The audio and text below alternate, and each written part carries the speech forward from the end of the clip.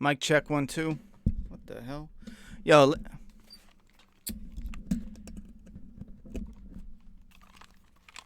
you guys let me know if you can hear me. Why can't I hear it? What is going on? You guys in the chat, let me know if you can hear me. What is up with my mic?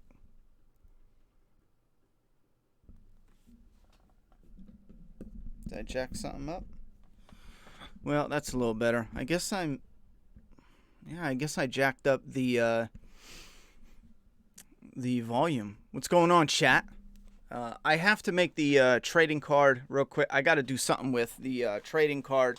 For anyone who doesn't know, I figured you guys can chat with me. I was gonna watch Friday the 13th on a live, watch party, but I can't air it, so it would just be like us, whatever.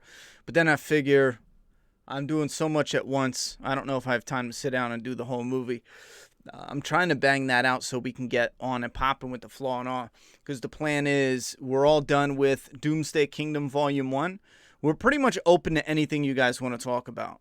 But I'm done with Doomsday Kingdom Volume 1. I'm actually scripting issue 6 right when I'm off of here. I'm going to be polishing it because the first 10 issues are already done story-wise, but I got to tighten it up, polish it, do the layouts for the comic, and then kick it over to the artist in a script format. I'll be doing that right after this, and then jumping into, oh my god, it's 10:30, and then trying to jump into the scripting for Flaw and Awe review. But right now I got to pull up, well, who was I going to go with? Print. I got to pull up the print shop for the trading card, pull a template off the right here, resources and templates. Pull a template off of the internet and then create the trading card. And that's the last thing we need. Where are we at? Layout templates. Where's trading card? I know a lot of you guys were asking about the behind the scenes. Yeah, there we go. Just a quick refresher. People were asking about some of the behind the scenes and just a little bit of a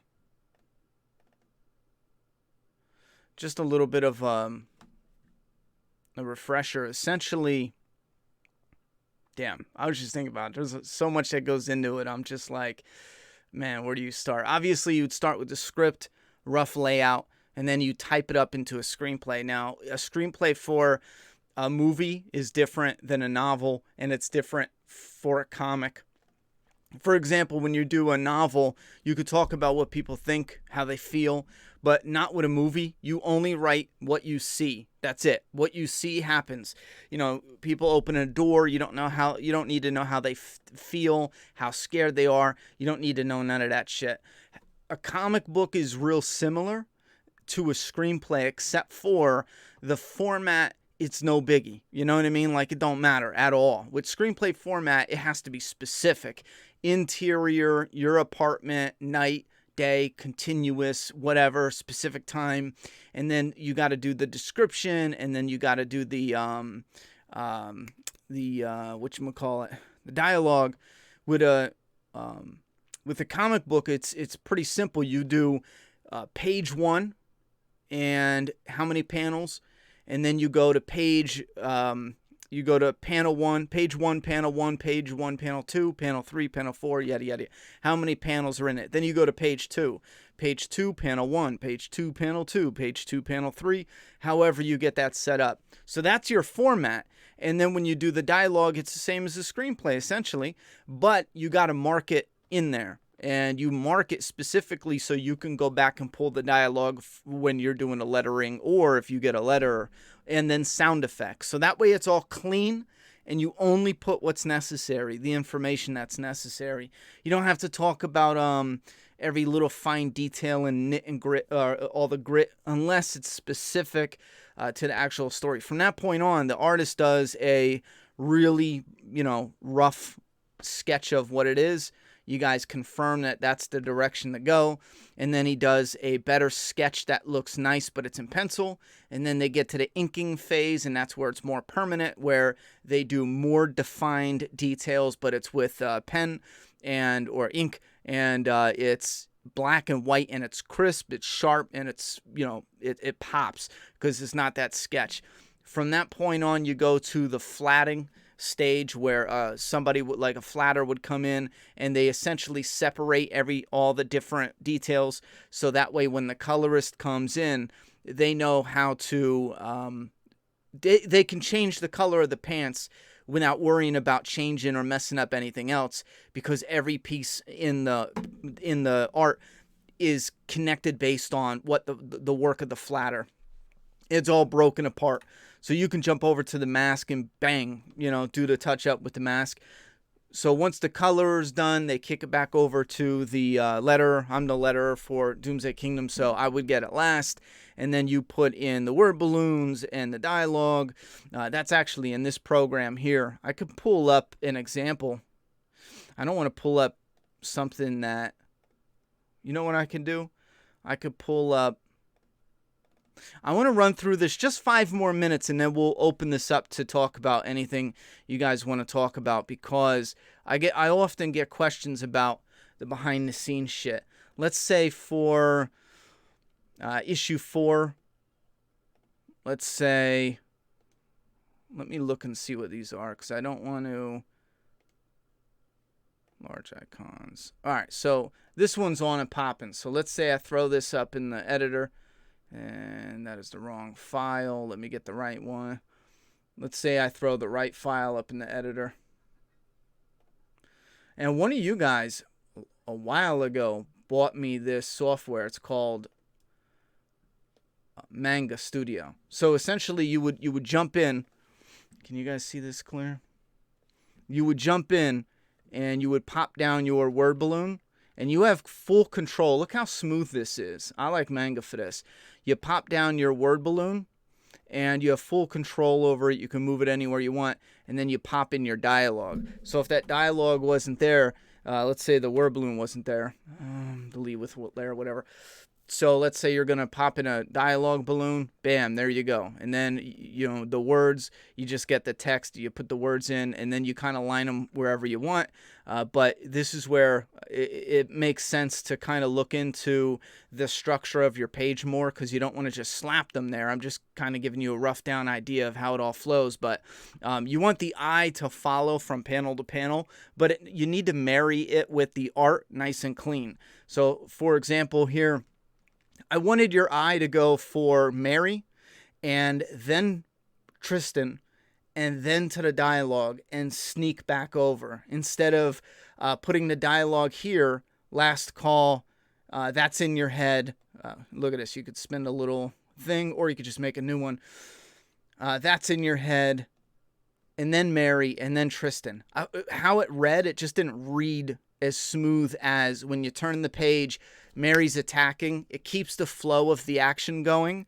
And then you see Tristan, you see he's kind of peeking over his shoulder, getting the peripheral vision, but then you read the dialogue. So that's essentially why I did it like that. So you're kind of zigzagging a bit, go with the bottle, and then you come back over here. And it's similar to the whip of the way the character is going to come around and crack her with the bottle. This is cool. Behind me up here in the corner is a little box here where you could quickly move your mouse to get anywhere you want on the page. You can hold your space bar just like Photoshop and do the same way, whatever you prefer. I do both, so it don't really matter. If my hand isn't there, though, I frequently do this to make it quick. But yeah, so then we come down here right to Tristan, and then it goes to this is actually a good page to pull up to show you guys. So you follow it here, and then your eye is going to go from here down to Tristan immediately. And he's got the bottle. You go to the words, "Drinks on me, you deep fried motherfucker." And then it comes, ooh, I moved it. And then it zags back to the victim that's going to get plowed in the face with that bottle. And then he gets smashed with that bottle. And then he says, holy shit, that was gross.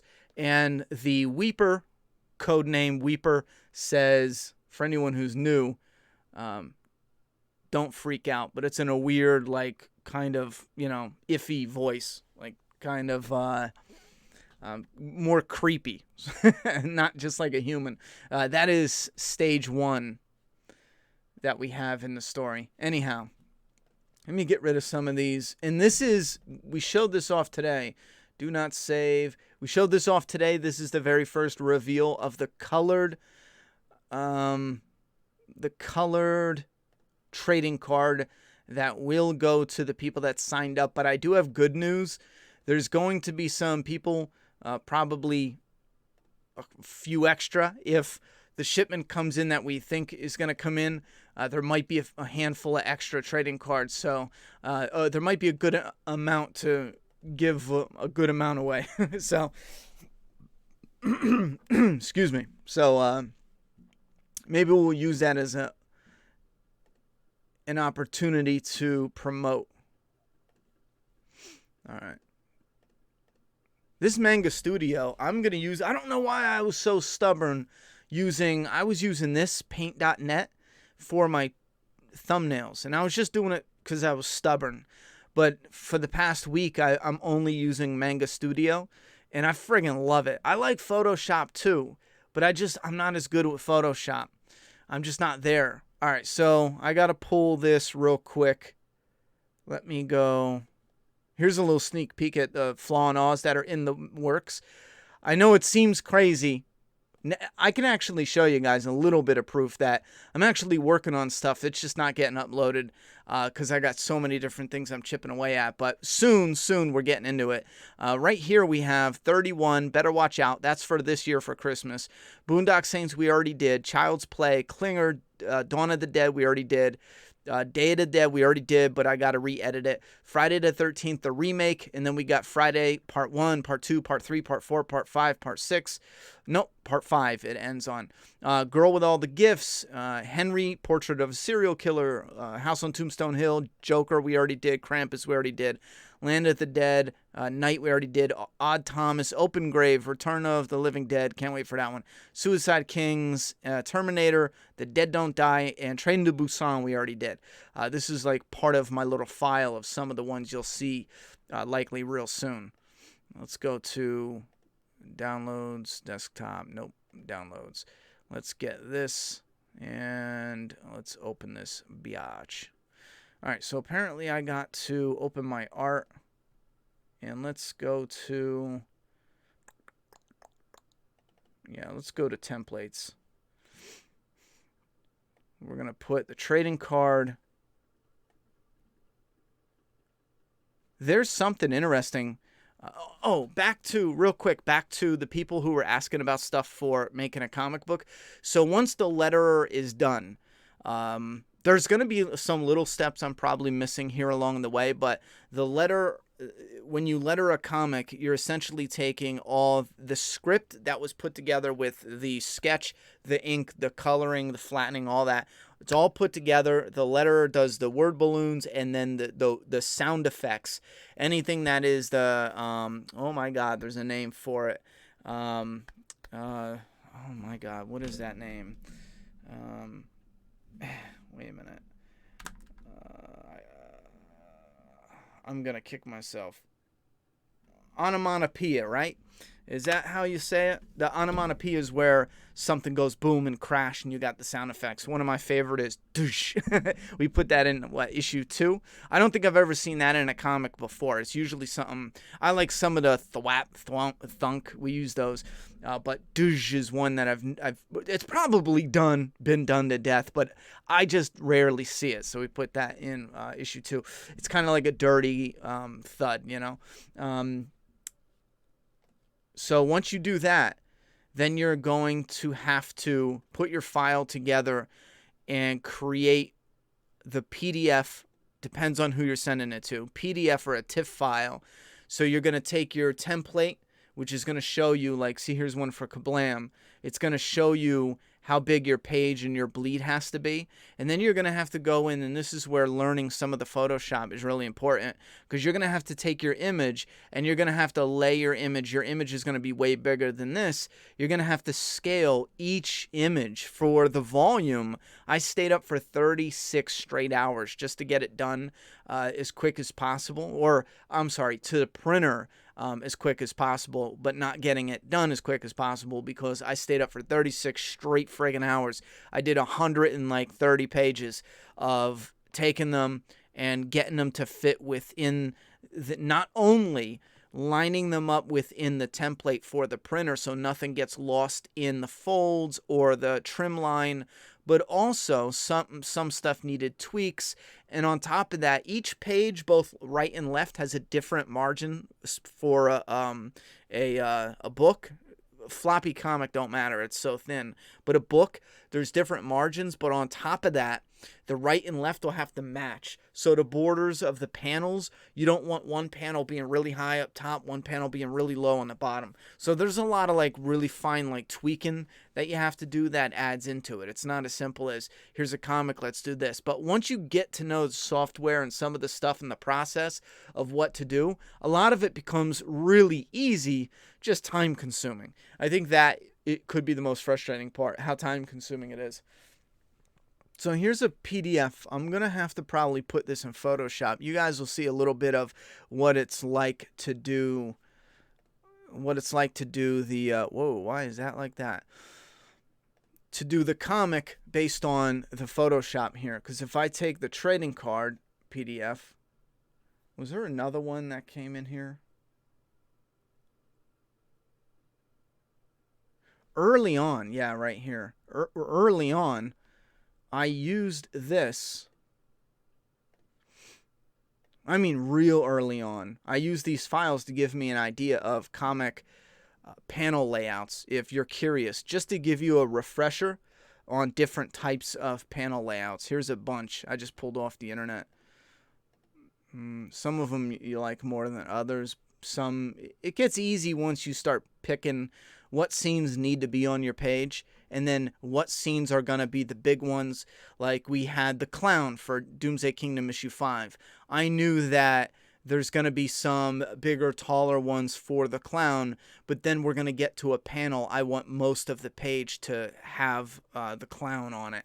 And if you look, there's something going on within the art. You guys will get to it where the panels are in the shape of a hand, and it's real important with what's going on in that scene. Let me see how you guys are doing in chat.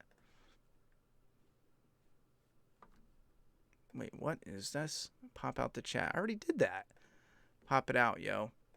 Let's go to live chat. There we are. All right, live chat. Thwap, Crunch, etc. was awesome in issue 5. Really looked great and popped. Thank you very much. Douche? What douche? Ronnie, I'm actually excited for Fear tonight, right? It's actually good again. Wait, tonight?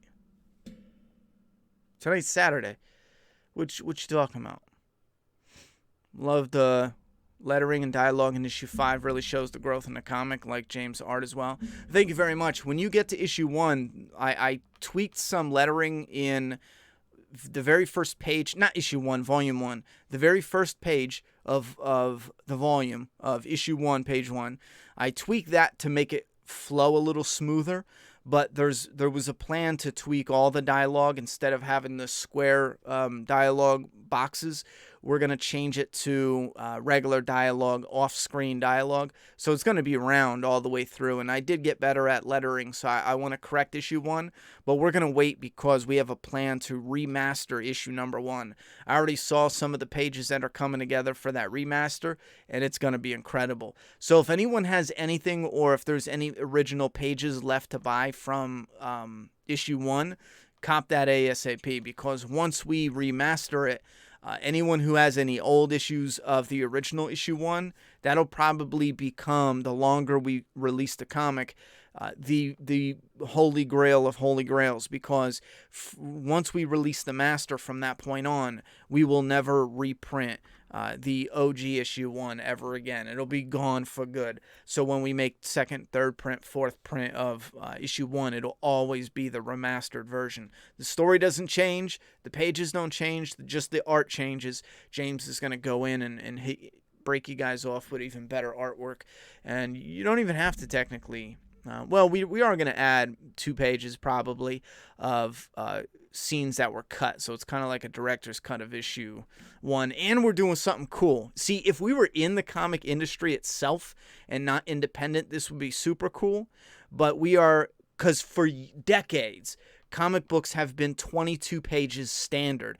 That's story pages, and then there's 10 pages of ads. So comics have decades. It's usually been 32 pages, almost always, and 10 pages are ads, 22 pages are story. Marvel and DC will put their ads in between the story. I am absolutely against that. I think it's disrespectful to the story, to the creative team, to the reader, and you don't even take your work seriously if you're putting ads in the middle of it, because every 2 pages you're turning it, you're running into an ad instead of you being in that moment and you're wrapped into the story and you're absorbed into the story. You turn the page and you see some ridiculous ass ad. So I am 100% against that. Image Comics, from what I can tell, all the books that I read, the ads are in the back. That's the respectable way to do it. When I read a comic, I always check through the ads to see what else they offer. I think that's what DC and Marvel just completely shit on. They're terrible at what they do. Anyway, I think that's why they have so much issues with what they got going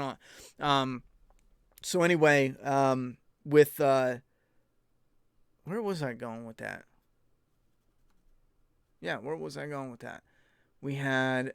the ads 20. Oh yeah, that's where I was going. So the standard is 22 pages. Well, moving forward, we're going to up that by 2 pages. Now, issue 1 has 24 pages of story because I didn't want to trim some of the stuff. I wanted you to sit with the writer, and I wanted it to play out more like a movie where you followed him. See, a comic would have done this. The writer shows up on the horse with the prisoner, and he looks around. You see the tombstone, the grave, the feeding post, yada, yada, yada. And then he just takes the rider, pulls him, and then by the next page, we're on the feeding post, and he pops him on, and then next thing you know, they would have done that in like 3 pages, but that wasn't the style of the first one. You really sat with them, and there's 2 scenes happening at once. If you read it, the Guardian and the Rider, who's captured at this point, they're having a conversation while the scene in the past is playing out. Anyhow, issue 1 has 24 pages of story. 2, 3, 4, and 5 all have 22, like a standard comic, but moving forward from 6 on, we're going to be doing 24 pages as the new standard. So that'd be cool shit if we were in the comic industry, because then we'd be doing, actually in shops and shit, because then we would be leading the way on creating a new standard of at least 2 additional pages for the reader. And I think that's a great trade, because we see comic prices going up, and that's it. We don't see I don't want to say quality, because there's definitely quality there. I think artwork has been improving overall, but because, people are trying to one-up each other. But I do think if you're going to charge $4 and then $5 for a single floppy comic, you can at least add, 2 pages of story to that. So if you add 2 pages of story, what would you have? It's 1 sheet. Would that be 1 sheet? I was just thinking, because 1 sheet, 1 new sheet would, well, no, that's if you're printing all sheets. So you would have additional bonus stuff on it. Ronnie the Bull, do you think Fear the Walking Dead will continue to blow your socks off? I'm not really sure. Now, don't get me too twisted. I do have to go back and correct something. Issue 2 of season 6 was, the beginning was so bad it was cringe. Having the zombies tearing people in like they are monsters from a monster movie. I am enjoying Fear the Walking Dead surprisingly. However, there is definitely red flags that have me really nervous. Do I think it's going to stay good consistently throughout? No, I don't think so. Am I hoping it does? Hell yes, because World Beyond is gone. It's shot. It is done. World Beyond this weekend, because I already watched it on AMC, the premiere, whatever it is so bad. It is the equivalent of characters going into a building, hiding from the budget, and then leaving, and nothing progresses whatsoever. And don't even give me character development, because it's the whack-ass, weak-ass, bullshit-ass, dumbass character development I've ever seen. Why isn't Fear on AMC Premiere? It's supposed to be. I didn't look it up. I watched it last Sunday, but the app is doing nothing but crashing for me. So I didn't even watch Fear. I was going to check it out. I was under the impression it was. Are you telling me it's not? We need some deaths on Fear, no more fake suspense. Yeah, I agree with that. All right, let me see here. So we got one page. What is this? What is this, mine? So I think this right here is the PDF. And this might be the... Okay. So here is... They just got a JPEG of the template. Red line is the cut line where the finished project will be cut. Blue line is the safety line. Anything that is not getting cut must be inside the blue line. All right, so that's easy enough. So we're going to go here and page, name, trading card, PDF. That's all good. Crop to, media box, trim box, R box, media box.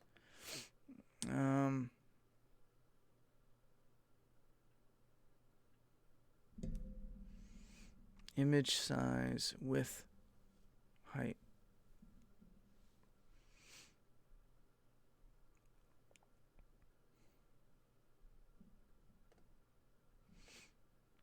Yeah, I think that should be it.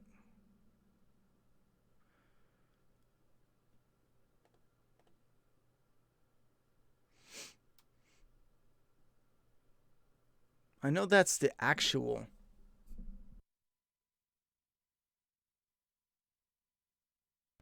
I know that's the actual size. Let me just confirm this. I was under the impression it was going to be different.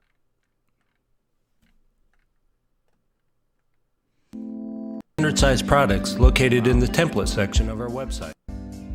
Start with the correct dimensions, including bleed, the proper color mode, and we'll also provide you with all the guidelines needed to make sure that you meet our production requirements. Are you shitting me? So let's open up the JPEG file in Photoshop and take a look at the guidelines. Line, which is the actual dimension of your finished product. The outside line is the bleed line.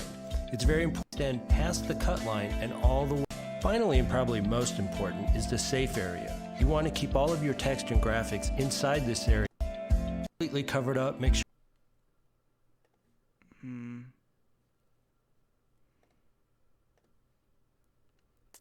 I heard there was a post-credit scene for World Beyond. Is it anything of significance? It's really not. The post-credit scene basically talks about or explains what the A and B is from when Rick got taken. And I'll be honest, it's literally what we all know it was going to be. It's the only thing it can be. And it's something I can already tell, and no offense to Walking Dead fans, but I can already tell Walking Dead fans are going to, cream their pants, and it's nothing. It's literally nothing. It is fucking nothing. I think some fans are just so excited to get anything that they'll rage over anything, really, because it's absolutely nothing. It's bottom of the barrel reveal as it gets. It's just simply, it's nothing. I don't know if I might do this, but wait till tomorrow because the printer wants it in CMYK, but I know we did it, the comic in RGB. I don't know. I'll play around with this and we'll see. Now, this is similar, and I'm still learning Photoshop. I'm still learning a good amount of some of this. I don't want to click on the wrong file and spoil anything for those who haven't read it, but these appear to be the same. I don't know why I got the same file. unless James did that on accident. So you can Control T out this bitch. No. Oh, that's right. Where are we at? V. So you take the picture and you move it over to the new place. Wow, I knew that was going to be huge. This isn't going to work. Yeah, that's ridiculous. Look at that. Pfft. There's no way that's right.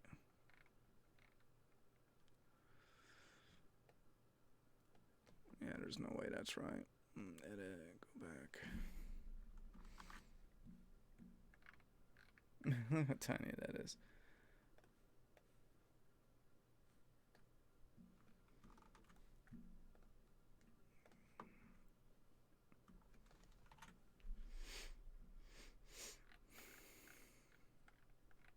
Oh, no, that isn't right. I was just being dumb as shit. I was scaling back without doing the transformation. See, what we're doing right now is we are moving it around without, or it shouldn't be, messing with the quality.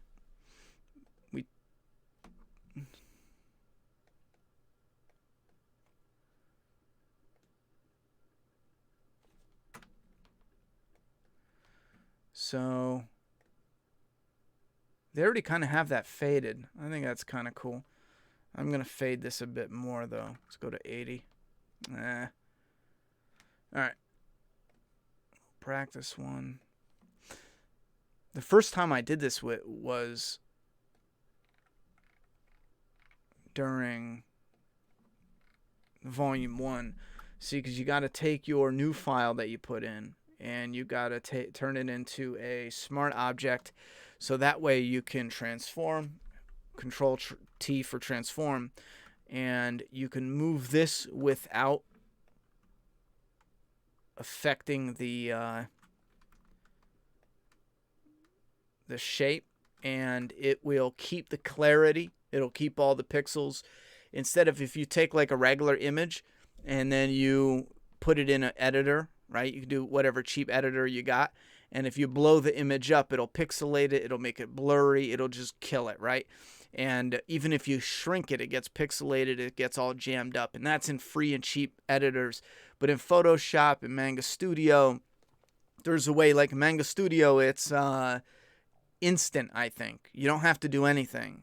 But with Photoshop, you have to hold Shift, and it'll keep it in the same dimensions that it's in, and it will take an image that's this big, turn it into this big, or this big and turn it into this big, and it'll keep the same clarity. How often do you guys release a new issue? Well, before we were releasing whenever we could. I mean, I think we started in early 2018. We promoted late 2017 with issue 1, started releasing that late 17, early 2018, and then whenever we could, every 6 months or 8 months, or sometimes depending.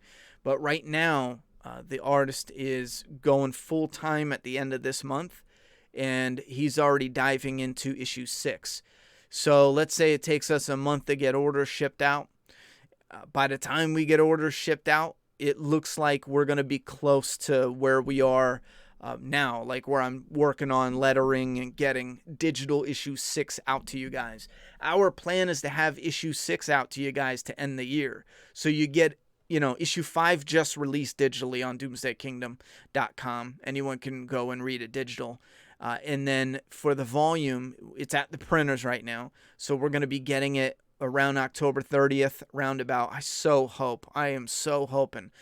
And right before Halloween will be perfect to at least do the announcement and show it off or something. But so let's say we get it and we start shipping. You guys are going to get issues 1 to 5. Anyone that's new. Anyone that hasn't read 5, you'll just be getting 5. Maybe you're caught up with the earlier issues. Or people that have already read them, read them digitally, you already own issue 1, 2, 3, and 4.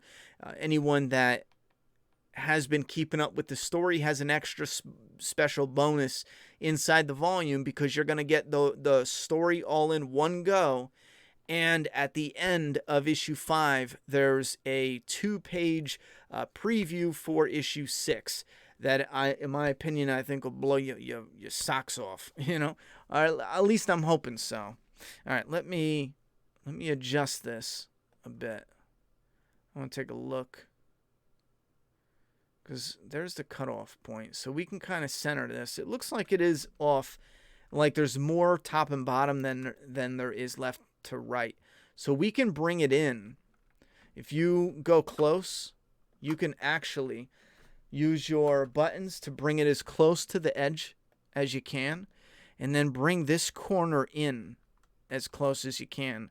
This is maintaining the bleed, and what that means is, for anyone who's curious, they're going to trim it on the blue. So if I put the image right on the blue, let's say the trim goes to the side a little, it's going to show white and it'll be ugly. Maintaining a bleed means when they trim it on the blue, even if the trimmer slips to the right or left, it's all going to be color all the way off the card. So there's no white at all.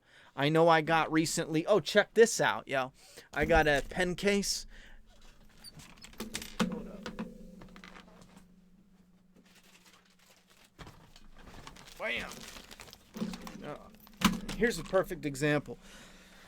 Look at this. So I got a pen case. Let me bring this up so you guys can see. So I can see, you see. There's the volume 1 cover. Here's the top of the cover, and then the bottom of the cover. It's off Teespring for Make a Path Presents. I was buying or creating and buying some of the product. I got this t-shirt, I got stickers, just to see the quality of it, because I don't want to put merch out there for you guys and then the quality is shit. So I got a little pen case, and I think the quality is, you know, I would have to say it's pretty basic. It's pretty basic. I think it is not trash, though, which is a good thing. But I don't know if we're going to keep these on the store. It depends. If no one wants any, we're going to take them down. But I just want to get a feel for the quality. Anyway, here is something I rushed when I made the sticker.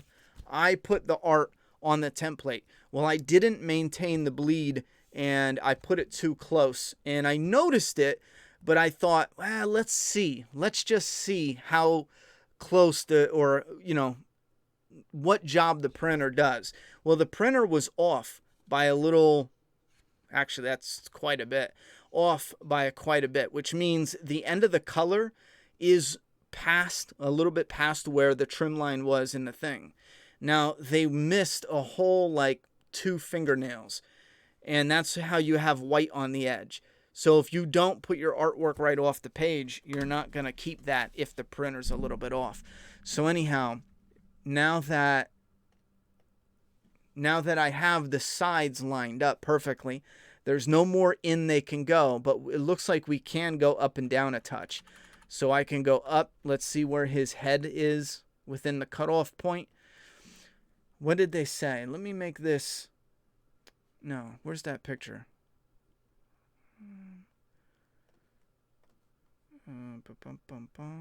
Logos. What's it say? It says red is the cut line, blue is the safety line. All right, so red is cut. Let's get out of here. So this cut line is right at the top of his head. Now, since I don't want to mess around with the image, we're going to bring him down a little, and I want his head by the safety line. I think it would look bad. His arms can get shaved a touch because it was made, we can actually enlarge this a little more. It was made to kind of have his arms a little bit off to the sides, you know what I mean? As if the image is nice and tight on the rider. But I'm kind of liking having the possibility of having the majority of his arms in the picture. We can even go right a nudge and try our best. See how we're still in the line? We're just on the line. And at worst, if the trim is, pretty good all the time, we're only going to nick a little bit of that off. Or, we shouldn't nick any of that off. So he's looking good to me. So this would be the trading card. Bam, just like that. Oh, man. And peep this. We're going with an even better printer for the trading card than we did with the trading card for the first 4 issues. Not that it's a gloat. I just found a new one that I was able to get samples from, and I'm really impressed. And we're gonna go with a new printer. I will say though, here's a little tidbit for anyone out there who is in a business or running a business or works for a business. I've had like 5, like, I don't know if they're small printers or just starting or what. I got the vibe they're new businesses, but I've had like 5 of them pop up and say, hey, for any printing needs, holler at us, yada yada. Here's a website. If you are in a company, rule 1, do this all the time. If you're serious about getting a new client, like we just dropped $4,000 on printing for the comic. We just dropped it 2 days ago. If you're serious about getting a client, hit them up and say, listen, I'm running this business. You could check out our website, but in the meantime, give us your address. We're sending out a sample. Samples are the only thing, because I went and looked at a number of different websites, but to be honest, I'm going to go with the printers that send me samples because I can hold them in hand. All the printers I've dealt with, I've had samples in hand, and I've got like 5 recently that were like, oh, we're printers, check us out, and I'm just not going to go with someone without samples. Not yet, because there's no reason, unless someone came up and they were like, yo, we'll cut your price in half. Then it's like, all right, well, let me do a small batch and see how it goes. No, if you're an up-and-coming, print job, if you don't send out samples, then you're way behind the game, because that's what pulls people in. The quality, the affordability, but the samples is key because it's low to no risk. If I got a package, like I got a little, where did I put it? I got a little folder, I had it over here, from a company called Print Runner. They send me a whole package of business cards, bookmarks, random papers, what they can do, this, that, and the third. Totally forgot about merch. How busy Halloween's been for me. Halloween, man. Did you get a t-shirt? Yeah, I got a clown t-shirt. I got a red clown t-shirt. Fresh bowl, question mark. Just packed fresh. Oh, you guys are talking. Quality of print is huge importance. I've seen without it, it can ruin a comic and turn people away. That issue 4 signature series cover is killer. Yeah, for anyone who doesn't know.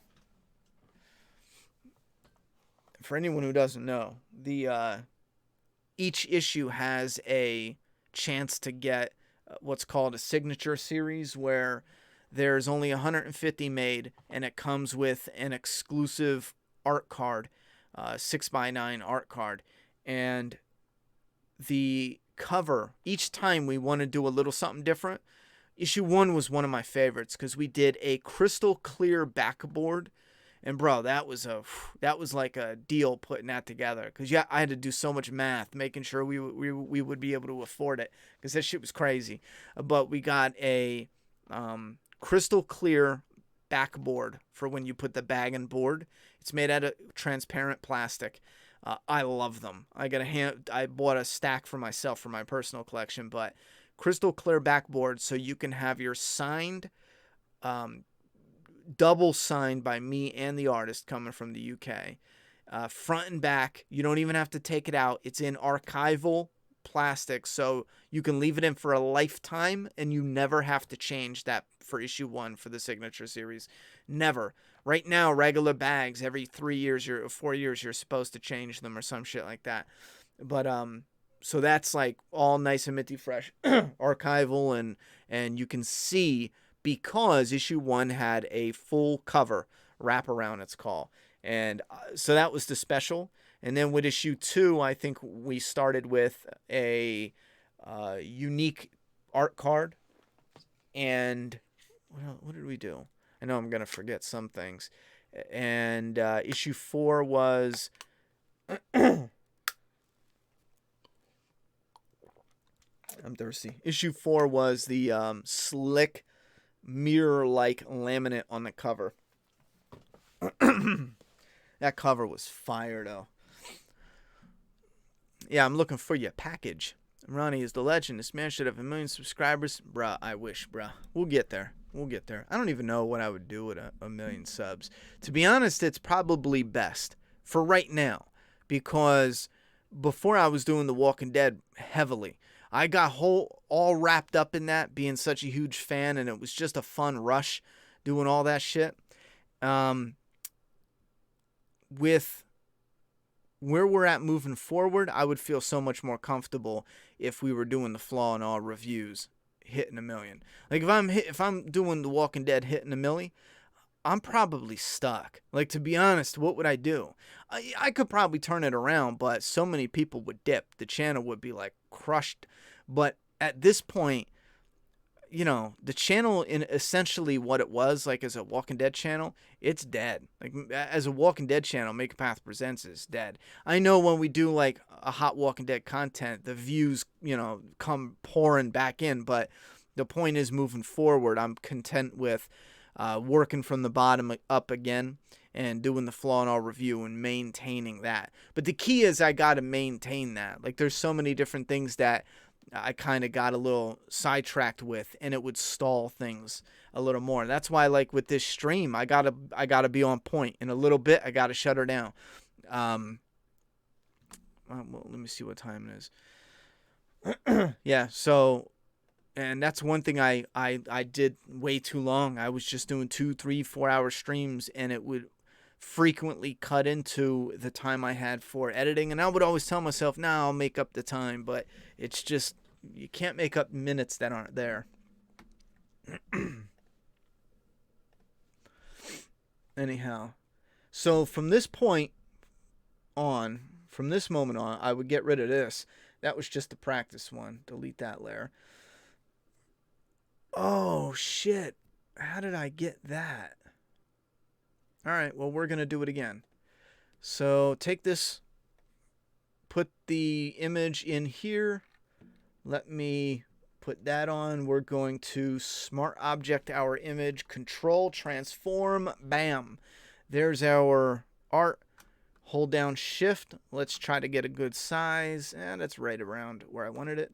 Go to the top left corner. That's probably right on the money. We're going to go almost on the money. Yeah, that's probably right on it.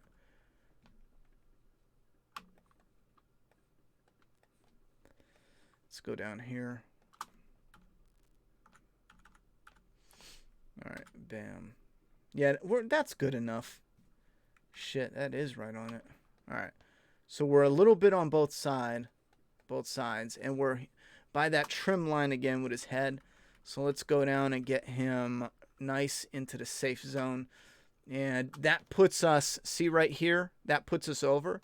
Now I wonder if I should scrap my original idea. We could go up. See, we keep his crotch, which is important, in the shot. And now we fix that gap. But his head is real close to the trim line. So should we commit? Let's do this. Let's stop. We'll duplicate it. Duplicate that bitch. We'll transform this one again. See what it looks like if we did this.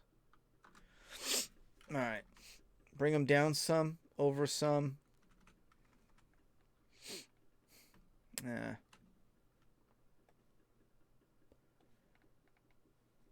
We'll give you 2 options. You guys tell me what you like. All right. Done. Done. Bam. Option 1. Oh, it's so small of a difference. It don't matter. That's because it's only a trading card. It's so tiny. It's like, done, son.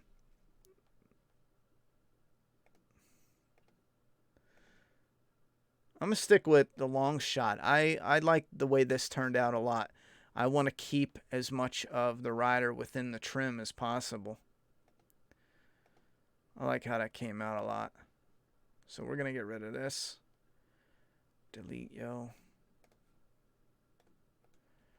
And delete. So you would do that for, let's say you're building your PDF for the comic. You would do that for a page that had clean panels on it. Get it lined up and even. Then what you're going to do is you're going to go and get your other page. So you get page 1, let's say, lined up and even. You get page 2, you put it over page 1.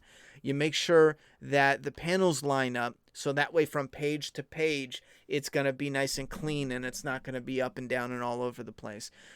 From that point on, you build it. 1, 2, 3, 4, 5, 6, 7, 8, 9, 10. You maintain your right and left margins. And that took a while. That took 36 hours I was awake for doing that shit. Now, keep in mind, I'm a single parent, so I'm not just like, I don't have the luxury of sitting at the computer and, working for 15, 16 hours straight, not eating my damn self and, not doing anything, taking small breaks and getting the work done. I got to work for 2-3 hours, stop, check on the kid, make, breakfast or lunch or dinner, whatever I have to stop and do. So there's other things eaten in that time, but it did take 36 hours, or I was awake 36 hours straight, almost at the computer for the majority of it. But I got it done. So what we can do is, let me check the website, because this is important. I'm going to put this order in for the trading cards. And let me see what they prefer.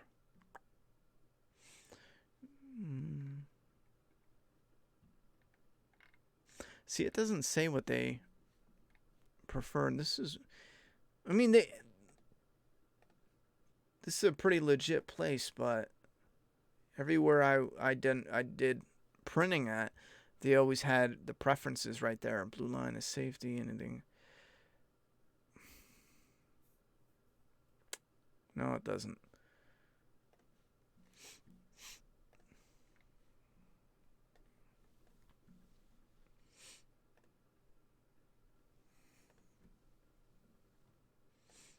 Wrong username. What are you talking about? What are you talking about, man?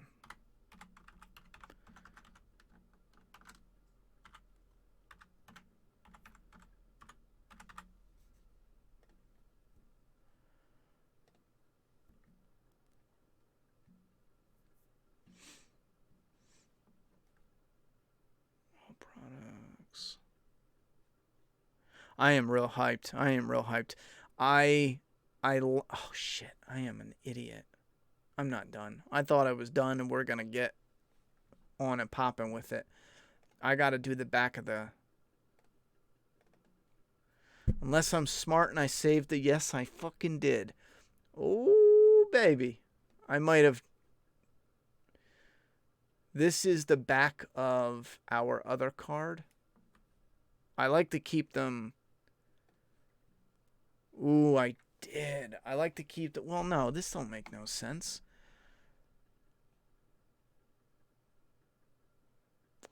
Something's not right. It shouldn't be that big. TIFF file. Fuck me. Yeah, something's not right.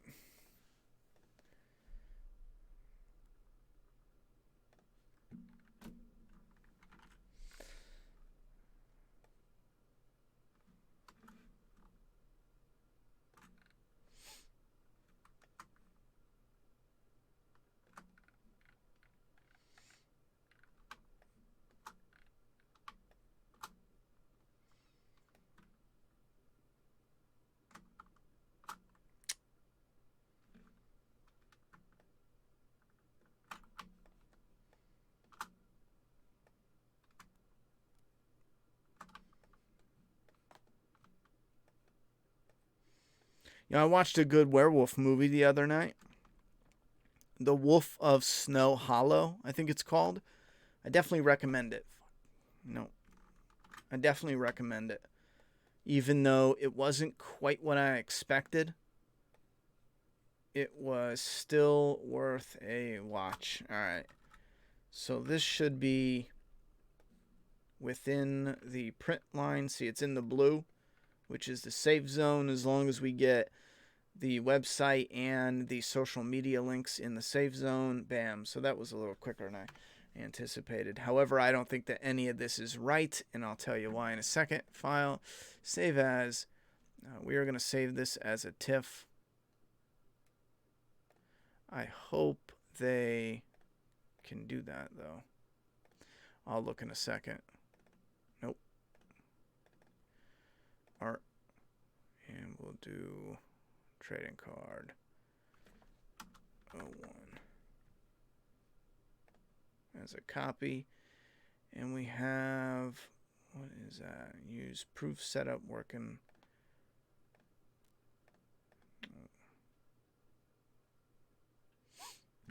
I don't even know what this is.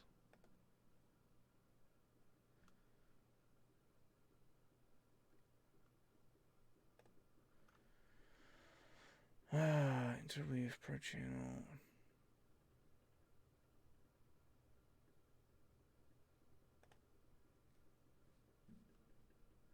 I'm going to have to go back and change that. That's not right, but I want to see something.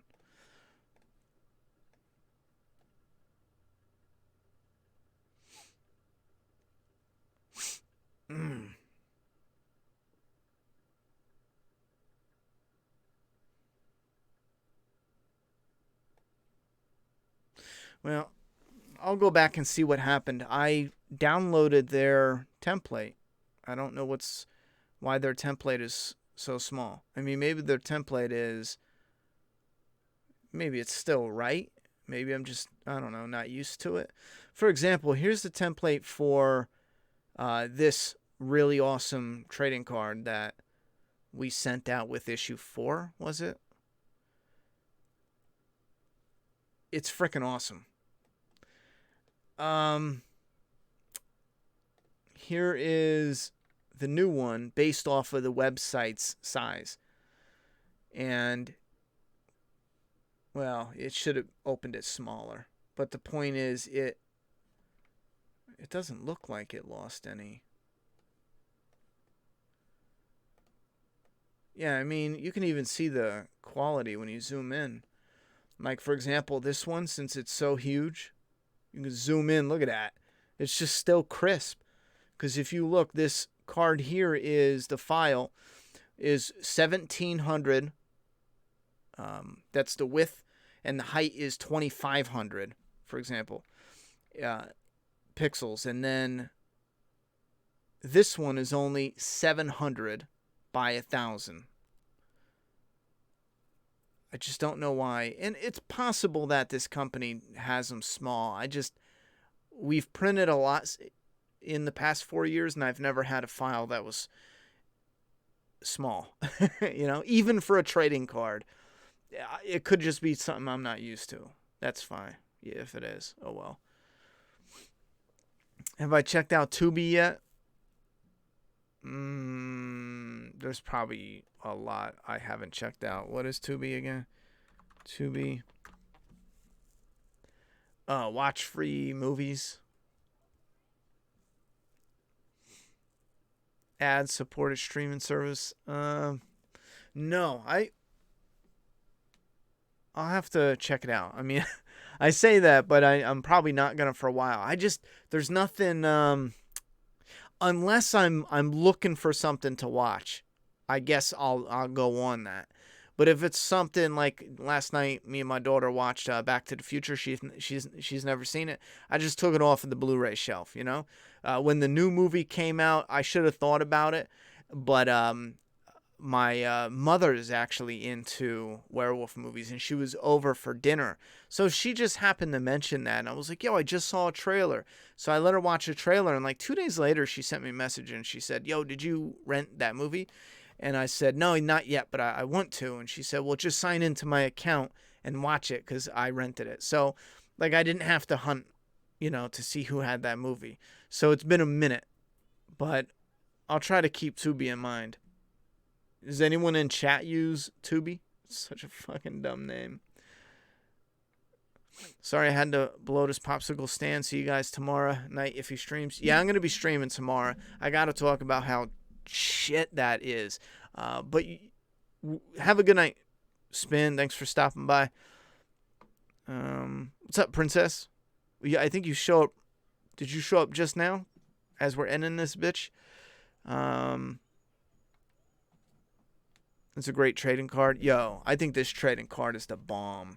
Yeah, because I desperately want to go script the issue 6 and get right to work on... I might work till like 2 in the morning on Friday the 13th Flaw and All. Well, that depends. I might... Fuck. I might not. I got something else I gotta get done. But yeah, this trading card is bomb. This one and this one is one of my favorites. There's a lot of them I like. Here's one of my other favorites. I think out of the two of them, I think the rider might take it right now. He might take it, but the creep is pretty close. I like that. It has a lot to do with the color. This is funny because that's actually the rider's weapon. So you get hints along the way. If you have the Signature Series special art, actually I have that right here too. If you go to the issue covers, Signature Series art card. Oh my God, how do I not have it? There's no fucking way. Oh yeah, right here. That's his weapon, his Wolverine-like weapon. And a little homage to... Can I close this out? Where are we at here? Little homage to Wolverine based off this. See? And that was from the artist, though. I didn't tell him to do that. He wanted it to do an homage. Here's what's coming for issue 5. Physical. No, not that. I can't wait. Here's what's coming for issue 5 for the Signature Series. Oh, man. That is friggin' awesome. I like that a lot.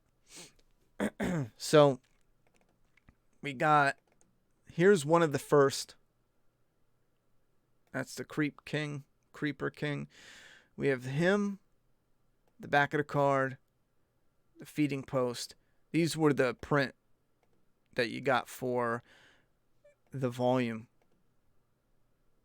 That was another practice print or trading card, because I love that panel so much. These are some of our first ones. You guys got this as a trading card in the past. That one, is that it? Where was the others? I think the others are in the backup hard drive. But yeah, I really like this one here.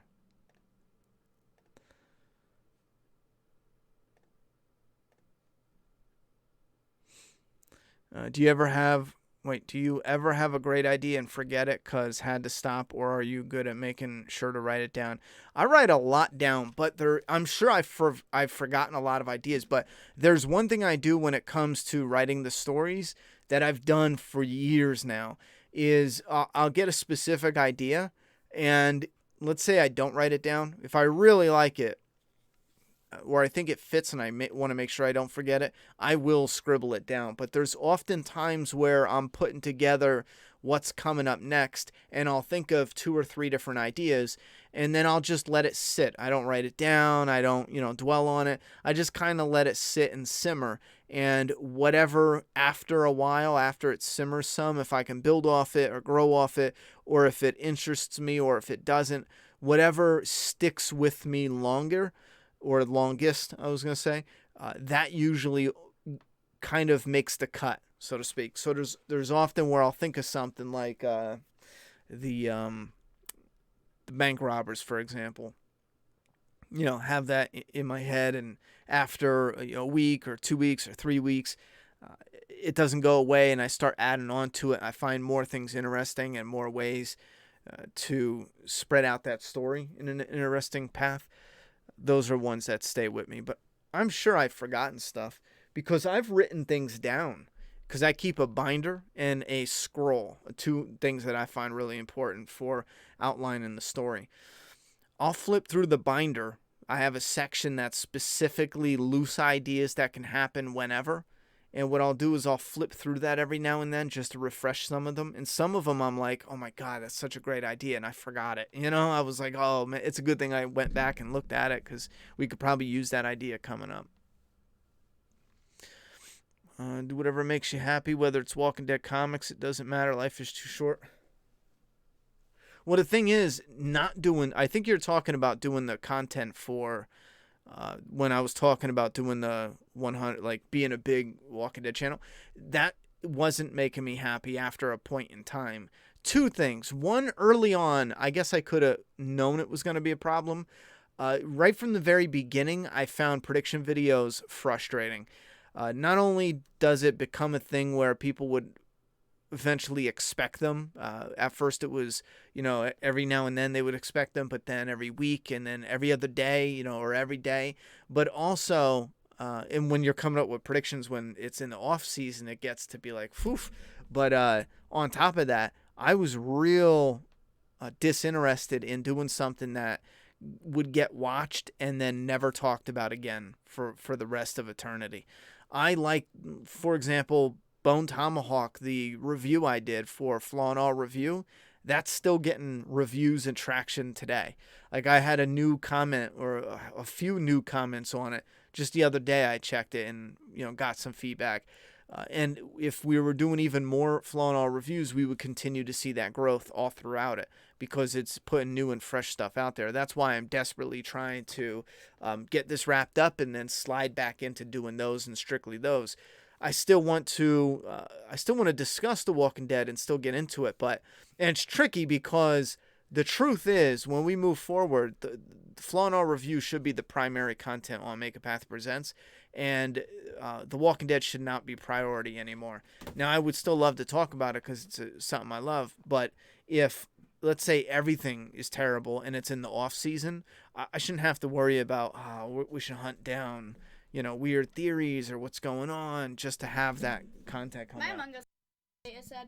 Oh, did you update it? I don't know how to. I forgot. When I went to properties and that stuff, it didn't say anything. But it logged me out of my game to update it. Oh, well, it should be doing it automatically. It's on Steam. I mean, normally Steam does it itself. You don't really, maybe weird. You don't really. Why did it say it needs an update? Why didn't it just update it? I don't know. Hey. Right click properties and then go to the very right. That's what I did. All right. I'm closing up anyway.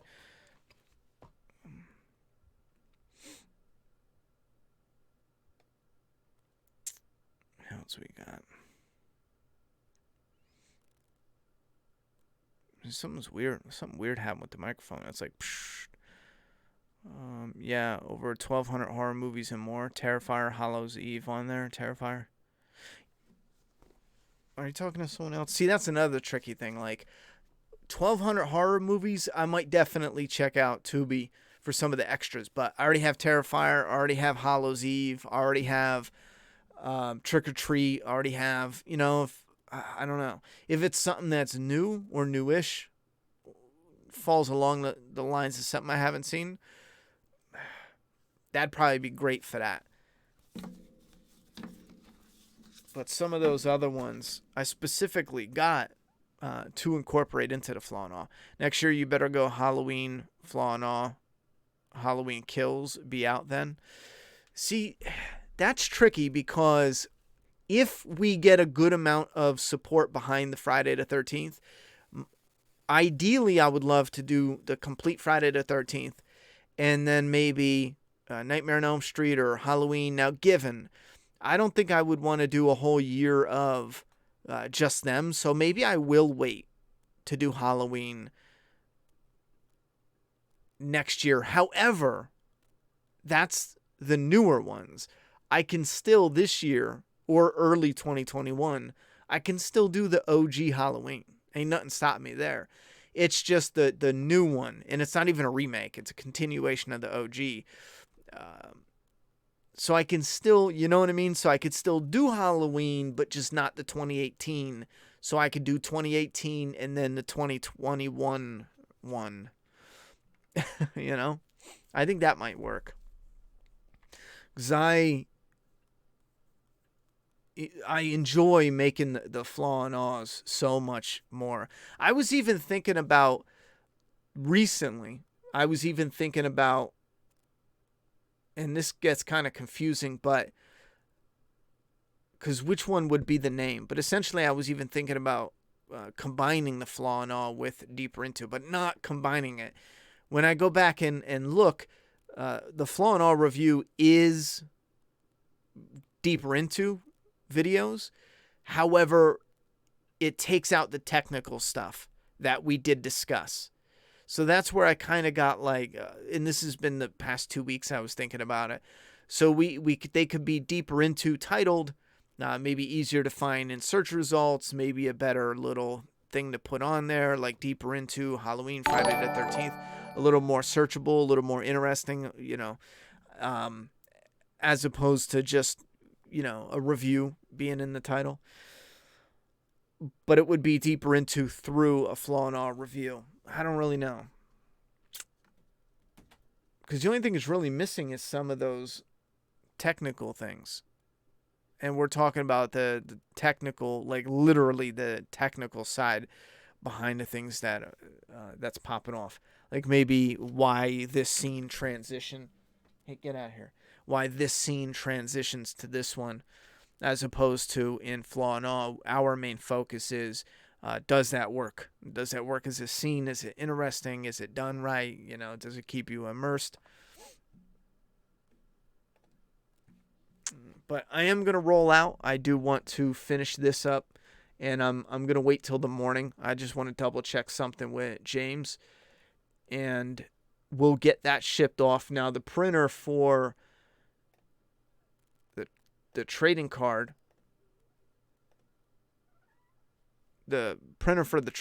told us it's 1 week and it'll be right here, 1 week or less. So that's nothing. So we'll have everything. We have the prints already. So we got literally everything. So if you're interested in Doomsday Kingdom, maybe you've been waiting, definitely check it out. You could call the Deeper Into Flaw and All review the deeper cut. Well, that's the thing, though, is I already have the names. I don't want to go... Yeah, I just don't want to. I appreciate the advice. I just don't want to. If it came to me just creating a new title for it, I would just leave it as the Flaw and All review or Deeper Into, because again, I have more titles than I know what to do with. It's the content itself.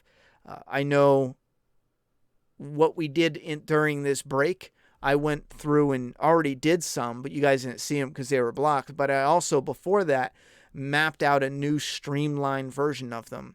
And I know before they were a bit longer, so I trimmed them up some. So that way, instead of them being 30, 40 minutes, I'm hoping they're going to roughly fall between the 15 to 20 minute. And we're not going to have so much discussion in the beginning and at the end. Like the video starts, here's the title, let's get right into it, and bang. Maybe a couple lines of an introduction, but that's it. So for title-wise, that's not what I'm looking for at all. I already got 2 titles, Deeper Into or Flaw and All Review. But for the content, my dilemma was, do I just keep it strictly... do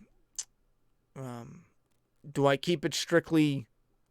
keep deeper into totally out of the equation, or do I let some of the Deeper Into fans know that essentially Flaw and All Review has like 80% of what the Deeper Into was. You know what I'm saying? Like it's already got 80%. Whatever was in the Deeper Into's, every Flaw and All Review has 80% of the Deeper Into already in it. You know what I mean? I think some of the things, the shit that doesn't matter at all is that technical stuff that I was talking about that's missing, like in Deeper Into when we said the scene goes from this to this to this. We don't do that in Flaw and All. I mean, all that's cut out. Even the stuff that's just okay, a lot of that's cut out, so you might be missing that. But if it's just okay, that's the best way to balance out. I feel that's what I really love about that rating system. The ignoring what's just okay or meh, in my opinion, is the great equalizer, because you could have a 30-minute short that is amazing. Every scene is amazing. Sound effects and soundtrack and acting and dialogue and visuals and art and gore. I mean, every scene has numerous. So you're racking up the points. In 30 minutes, you're exploding the points. You have 80 points, let's say. Or you could take another show that's 2 hours of just okay shit. In 2 hours, you might walk away with a score of 5. You know what I mean? That 30-minute, just because you had 2 hours to gain, it doesn't matter, because the great equalizer is just because you have more time doesn't mean you're going to earn more points, because the time that you're not doing anything, you're not gaining shit, plus the negative time, the longer you run, the longer you risk some of those negative points to chip away at it. That's why I think I personally was so worried or nervous. I think I am going to move it to being these reviews are going to be specifically just my thoughts and opinions, as far as before I tried to market it as here's what likely a majority of the audience sees, because I was going into some of the audience feedback, pulling the iconic scenes, the moments, what worked. And we know that, and it works well for some of the classic movies, but some of the newer ones, I would probably have to wait or go fishing through some of the social media. Now that I cut that aspect out of it, that cuts a whole day out of the research and the scripting phase.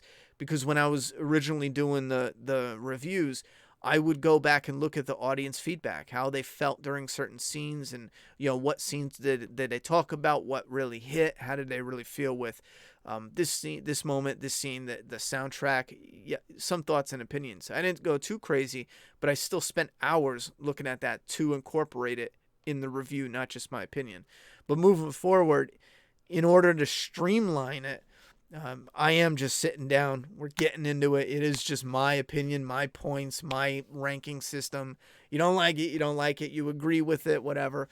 If you want to add to it, there's a comment box for that, which is what I love the most about YouTube, that comment box. I watched The Wolf of Snow Hollow. I was talking about that werewolf movie, and I so wanted to see what people said about it. When I clicked on the comments, there was nothing there. It was it was a YouTube. Why wasn't there any comments? Because I've watched YouTube movies where there was comments. Maybe it was too new. Because I was just thinking, I've watched shit with comments before. All right, I'm going to roll out, though. And like I said before, thank you very much for hanging out with me tonight. I'm going to stream tomorrow. When is it?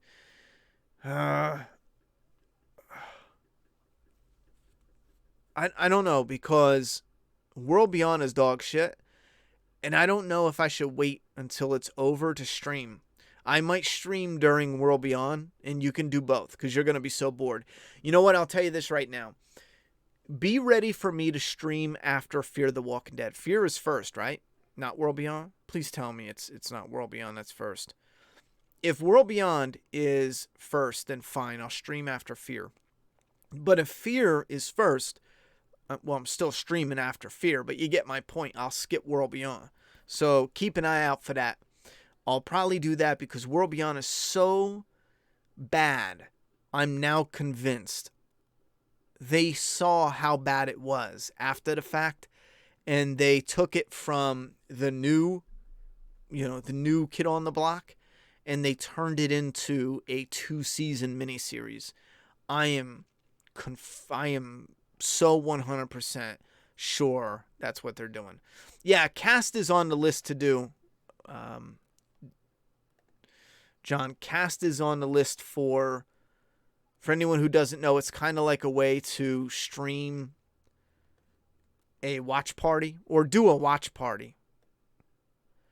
Well, I think it's a way to do a watch party, but it's built into the Fear is first. Okay, so we're going to stream and we'll do it after Fear. I'm not waiting till World Beyond is done. If you're going to watch World Beyond, you can talk to me and hang out with me while you're watching it. Trust me. You're not going to miss nothing. They hide from the budget. In a school, they leave. You know, someone gets punched in the face. Not even a human. All right? That's it.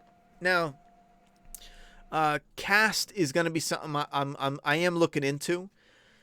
The only tricky part is I would like to do it where I can say, yo, we're going to be watching Friday the 13th part 4 this weekend. Right now, whenever I get a free moment, I'm going back and watching part 1. And I'm doing it in little chunks. So I can't do the cast for part 1. But I'm hoping we can get on a little schedule. And I'll be able to do that real soon. But we'll see. I think that's the trickiest part with trying to... And here's the thing. I'll be honest with you, John. And mark my words, because this is something we might have to do, and I honestly have to kick myself in the balls to do this, because this is what gotten in the way a lot over the past 2 years. I will put stuff off because I want to stream it with you guys and do something with you guys, but I'll wait when I should, in fact, just get it done, get the video done, get the editing done, and wait. Like, for example, we're going to do cast, but I should wait a few months. Let me get on schedule, get on track. Now, I'm going to try to, within a week or so, hopefully we can schedule some type of watch party with the cast app or whatever it is. But after that, after just doing like a little celebration thing, if there's not enough time and it's all, because right now, like I said, I'm legit 30 minutes on this project, jumping over here, jumping over there. It's just like that for the remainder of the year. It's just got all over the friggin' place, So, but we'll see. Once we get a consistent schedule for the comic, because we're doing the comic full-time on a schedule now. Before it was whenever we had the free time, we were going back and forth. Oh, I got some time here. You got some time there. We're working different jobs over here for, 2 weeks and not doing shit with the comic. Oh, I got 2 days off. I'm working on all the comic. Same thing for the artist. After October, we're going to be setting up a full-time schedule for the comic itself. So I'll be able to go, all right, you have, 3 pages every other day or whatever it is. And we'll have that situated. The pages are getting done and sent back to me before they're colored. And I'm already jumping in to do the lettering. And we started doing that with issue 4 and 5. And that makes the process a lot cleaner. Now, with issue 5, believe it or not, I actually got so annoyed with my lettering. I erased, I think, like 14 pages of lettering. I just got rid of all the files and started over. And was like, we're doing this from the rip. Just because when I jumped back into it, I just... It wasn't that I didn't care. I just jumped back into it and I was thinking, okay, it's words on the page. Okay, it flows nice. Boom. It was like I cared, but I just got too confident that wherever I put it, it was fine. And I got annoyed because I went back through and I was like, no, this placement is so much better, or here, or here, or here. And I just scrapped it and started over. So that was one reason that made us probably about 3 or 4 days late, because I did have to make up time to cover some of those pages I got rid of because I didn't feel like they were good enough. But I'm happy now because I'm real proud of issue 5. All right, guys, be safe out there. Wear your mask, especially if you're alone in a car by yourself. For sure. See you guys.